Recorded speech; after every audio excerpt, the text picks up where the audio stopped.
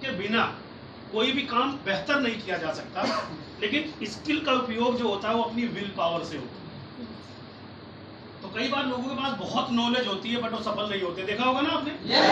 उनको प्रोडक्ट के बारे में पता होगा, प्लान के बारे में पता होगा, प्लान की इतनी बारीकियां मालूम होगी जिनका हमें नहीं मालूम कि एलओबी किधर किधर से नहीं आ पाती। कई बार ऐसा होता है उनको पता है बट उनको एलओबी नहीं आती, जिनको ज्यादा पता है। नॉलेज होना लेकिन आपकी विल पावर ना। विल पावर क्या होती है?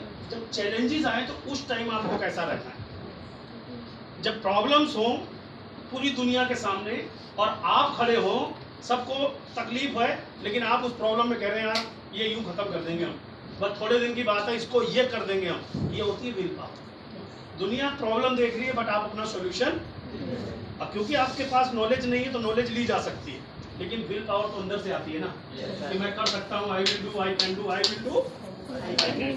क्लियर हुआ? थोड़ा सा मैं अपना इंट्रोडक्शन दे देता हूँ और उसके बाद मैं जानना चाहूँगा हमारे बीच कितने ऐसे साथी हैं जो बिल्कुल पहली बार आए और वेस्टीज के साथ अभी एसोसिएट नहीं है, यानी उनका आईडी नंबर नहीं है वेस्टीज में, और कोई साथी ऐसा जो हमारे बीच आज बिल्कुल नया आया फर्स्ट टाइम। एक बार हाथ खड़ा करेंगे, पूरा हाथ प्लीज, एक बार जोरदार तालियां इन सभी साथियों।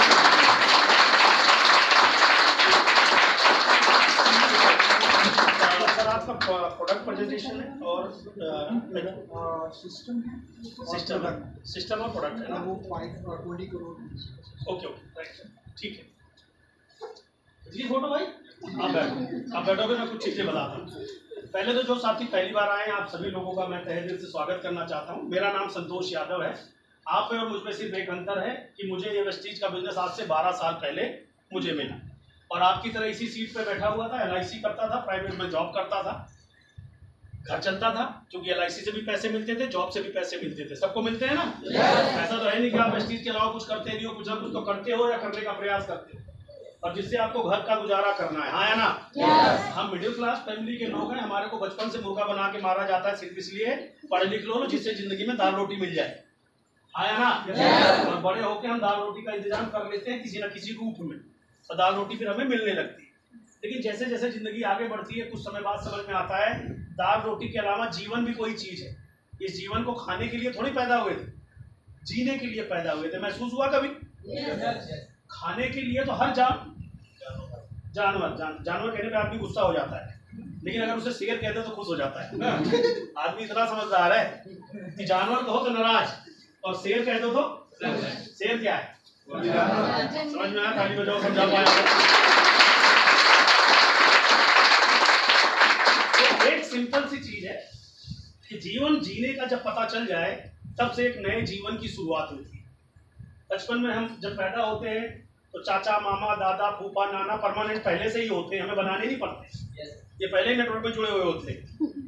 हेलो। और जब हम कुछ बड़े होते हैं तो हम अपना दोस्त का चुनाव करते हैं।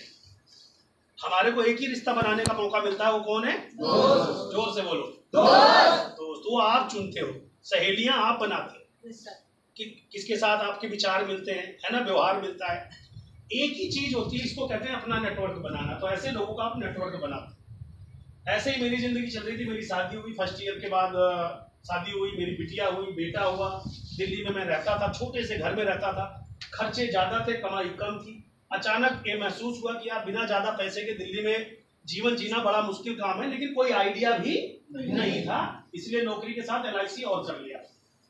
अब धीरे धीरे आगे बढ़ते रहे। एक दिन मुझे 23 अप्रैल 2012 को वेस्टीज को जानने का मौका मिला। ऐसी मीटिंग में आया और एक व्यक्ति ने कहा कि आप नौकरी करते हो, आप पढ़ाई करते हो, आप खेती करते हो, आप जॉब करते हो, आप कुछ भी काम करते हो, अगर आपका सपना है तो हिंदुस्तान में एक ऐसा बिजनेस है जहां पे ना तो कोई पूंजी लगानी है। ध्यान से सुनना, मुझे क्या समझ में आया था वो बता रहा हूं।